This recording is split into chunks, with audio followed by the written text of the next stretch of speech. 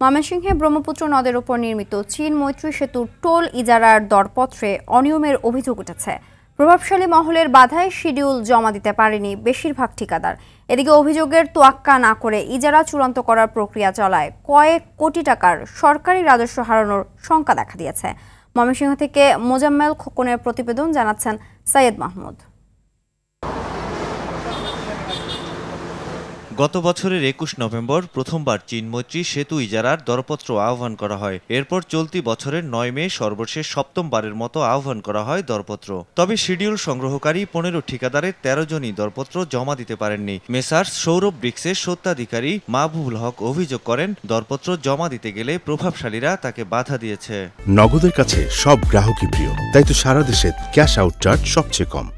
DC SP নির্বাহী বিভাগীয় প্রধানের কাছে আমরা স্মারকলিপি দিয়েছি, হাইকোর্টে রিট করেছি। একই লোকই 14 বছর যাবত এই টুল প্লাজা তা কালেকশন করতেছে। এদিকে মোস্তফা কামাল এন্টারপ্রাইজের অংশীদার ও সদর উপজেলা আওয়ামী লীগের সাবেক সাধারণ সম্পাদক জানান, নির্দিষ্ট সময়ের পরে আসার কারণেই দরপত্র জমা দিতে পারেননি মাহবুবুল। কেউ তাকে বাধা দেয়নি।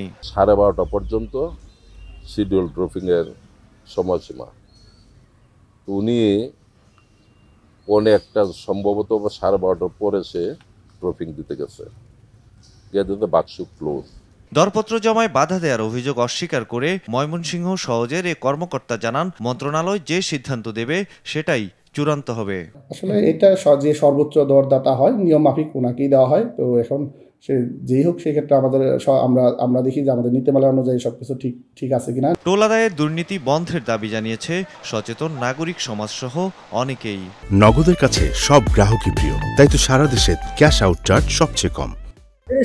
আমরা অনেক বছর ধরে সরকার কি পায় না পায় আমরা বলতে পারি না। এই নিকো প্রক্রিয়ার মাধ্যমে যখন এই টেন্ডারটি গ্রহণ করা হয়, তখন বুঝতে হবে যে টেন্ডার দাতা এবং টেন্ডার গ্রহীতা, অর্থাৎ যারা টেন্ডার দেন এবং যারা টেন্ডার আহ্বান করেন, দুটোই অন্যায় করছেন, এখানে অনৈতিক কাজ করছেন। সমঝোতা অনুযায়ী যারা এই টুল হাতিয়ে নিয়েছে তাদেরকে এই জায়গা থেকে বিরত করা উচিত। আমি কর্তৃপক্ষকে বলবো জিনিসটা যত্ন সহকারে দেখা উচিত।